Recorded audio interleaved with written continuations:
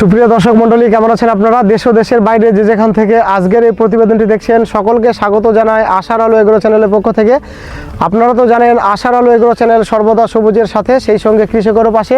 সবারই ফলন হয় 14, 15, 16 কুইন্টাল করে ফলন হয়, কিন্তু আমার বিঘাতে 20 কুইন্টাল করে ফলন হয়। ওই যেন জৈব সার ব্যবহার করবেন।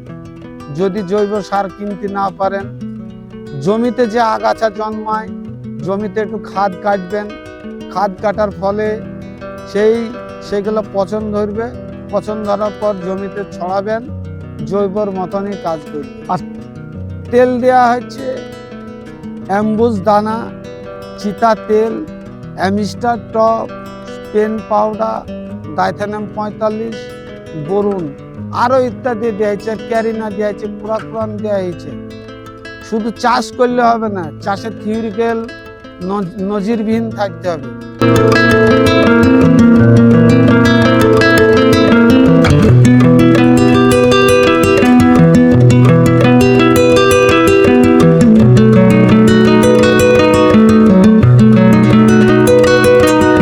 আজকে দেখে বুঝতে পারছেন আমরা কিন্তু চলে এসেছি আবারও একটা শীতকালীন ভুট্টো চাষ নিয়ে। যদিও ভুট্টো চাষের একাধিক প্রতিবেদন আমার চ্যানেলে গতবার দিয়েছিলাম, তো এবছর এই যে ভুট্টোর ফলন দেখছেন, বিশেষ করে কি সুন্দর গাছের গ্রোথ, আর সেই সঙ্গে অলরেডি ভুট্টোর যে ফল সেটা আসা শুরু হয়েছে।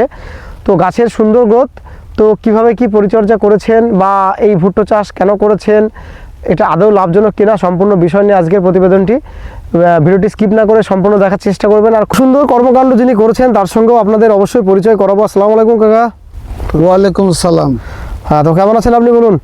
আলহামদুলিল্লাহ, খুব ভালো আছে। তো আমাদের অডিয়েন্সের উদ্দেশ্যে আপনার নামটা বলুন, আর আমরা প্রেজেন্ট কোন লোকেশনে ভিডিওটি করছি। আমার নাম আসান মণ্ডল, গ্রাম পোস্ট পলসন্ডা, জেলা নদিয়া, থানা পলাশিপাড়া, ফোন নম্বর 73 18 82 27 56। তো আপনি এই যে ভুট্টো চাষ করেছেন, গাছ দেখে তো সত্যি আমার খুব ভালো লাগলো। তো এই ভুট্টো চাষের সঙ্গে আপনি কতদিন যুক্ত আছেন? আমি 2023 সাল থেকে চাষ করছি। মানে কন্টিনিউ ভুট্টো চাষটা করছেন, তাই তো? ভুট্টো চাষটা করছি। বছরে কবার করেন? বছরে একবারই করি, শীতে। মানে এই শীতের ভুট্টোটা করেন, তাই তো? হ্যাঁ। তো কাকা, আপনার এই যে গাছের বয়স কতদিন আজকে? গাছের বয়স আজকে 75 দিন বয়স হচ্ছে। 75 দিন? 75 দিন বয়স হয়েছে। আর এই যে গাছের এত সুন্দর গ্রোথ, সত্যি আমার খুব ভালো লাগলো। আপনার কিছু কিছু গাছে আমি দেখলাম ফল আসাও শুরু হয়েছে। ফল তো অবশ্যই আসবে, গাছের যে পরিচর্যা। এখানে কিন্তু ফল এসে গেছে। আচ্ছা, তো এই আপনি এই যে 75 দিন আপনার গাছের বয়স বললেন, সেই অনুযায়ী এখন পর্যন্ত আপনি কি পরিচর্যা করেছেন? তাতে মানে জমি যখন আপনি 25 কাঠা জমিতে 2 ট্রাক্টর জৈব সার, 50 কিলো চুন।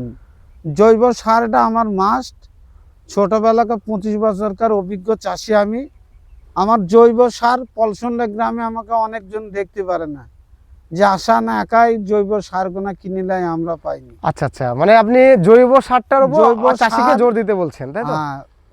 মাটির যে পিএইচ মাত্রা, জৈব সার যদি না দেওয়া হয়, পিএইচ মাত্রা, রাসায়নিক এই যে কীটনাশক, নানা কীটনাশক উঠেছে, স্প্রে করলে জমির মাটির উর্বরতা শক্তি কমে যায়।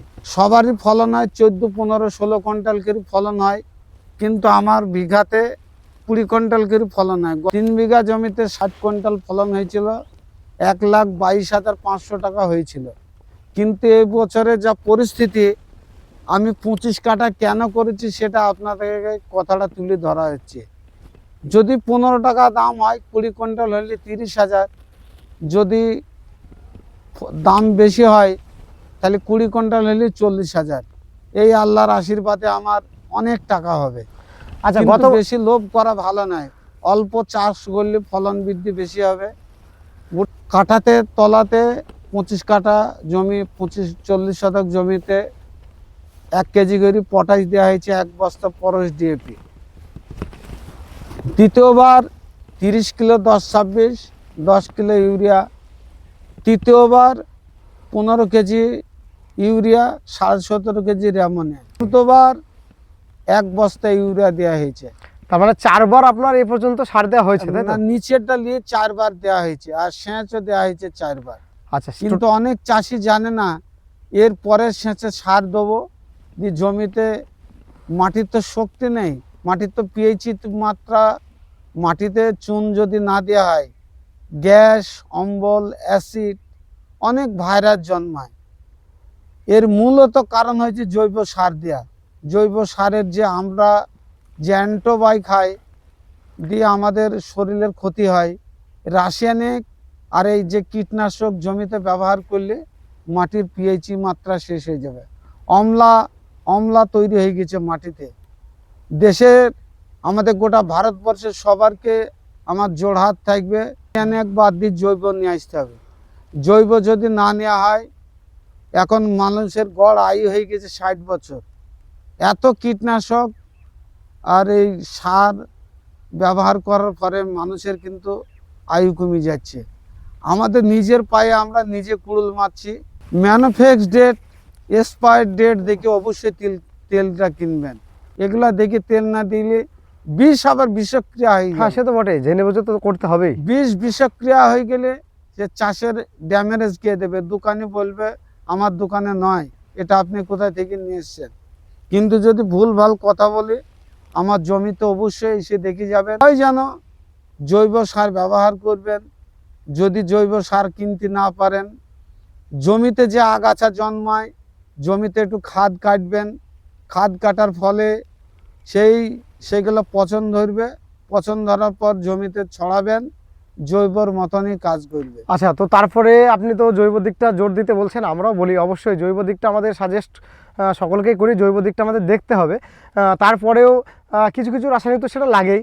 তো আপনার এই 75 দিন গাছের বয়স, এরপরে আপনার এই ফলটা উঠতে নিতে মোটামুটি কতদিন লাগবে? 5 মাস সময় লাগবে টোটাল। আমার অভিজ্ঞই, আপনি যদি ফলন বৃদ্ধি হয়, আপনি তো আমাকে আর অভিশাপ করবেন না, অবশ্যই আপনি তো আমাকে আশীর্বাদ করবেন। আপনার এই গাছে আর কি কি পরিচর্যা লাগবে আর 75 দিন পরে? পরিচর্যা, একবার অ্যামিস্টার টপ দেব, অ্যাম্বুজ দানা, ডাইথেনাম 45 পাউডার। আর এরপরে আর কটা সেচ লাগবে আপনার মোটামুটি? শেষ লাগবে এখনো 3 খানা। তো এই প্রত্যেকটা সেচে কি আবার সার দেবেন কিছু? অবশ্যই। কাঁদি যখন ধরে যাবে 14-35 হালকা ইউরিয়া দিলে আমার গাছ শেষ, আর সার লাগবে না। কাঁদি তো পড়ে গেছে, আপনি তো দেখছেন। হ্যাঁ, আর ভুট্টু লাগাতে হলে পাইনর 33-55 লাগাতে হবে। ফলন নিতে হলে ওর দানাটা মিহি চিকন, অতিরিক্ত ঘন গাঁথনি।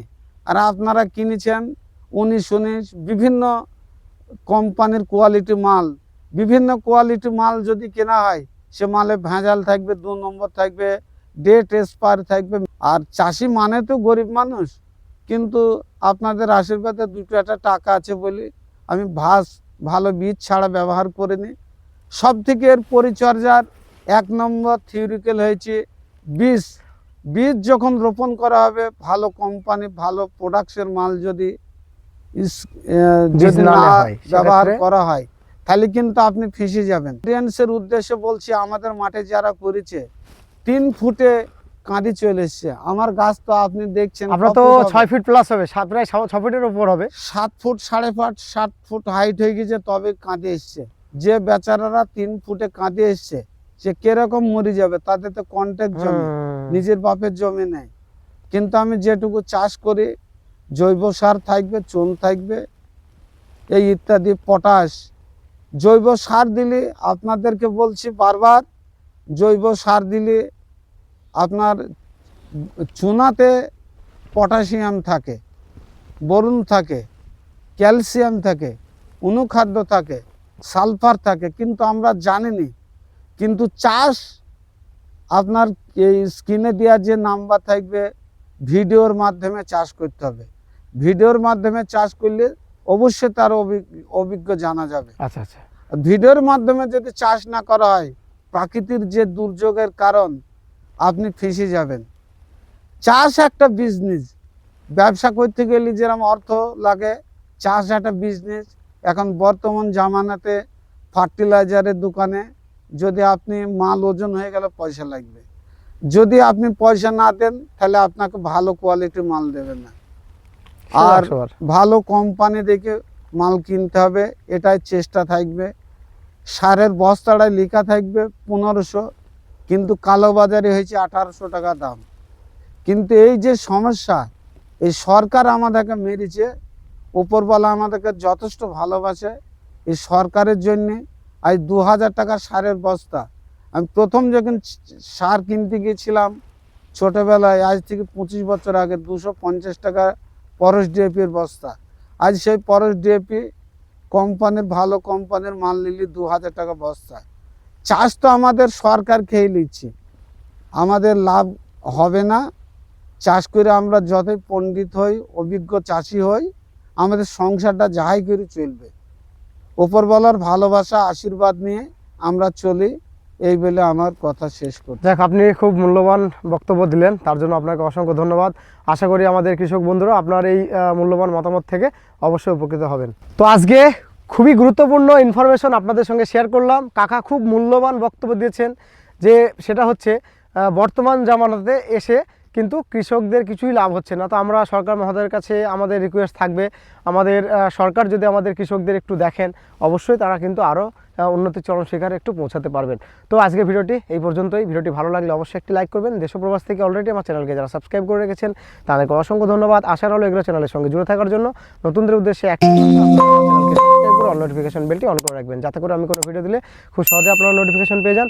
প্রত্যেক ভিডিও শেষে আমি আপনাদের যেটা বলি, আবারও বলছি, আপনারা সকলে ভালো থাকবেন, সুস্থ থাকবেন, সবুজের সঙ্গে থাকবেন, সেই সঙ্গে আশার আলো এগুলো চ্যানেলের সঙ্গে সদা সর্বদা জুড়ে থাকবেন।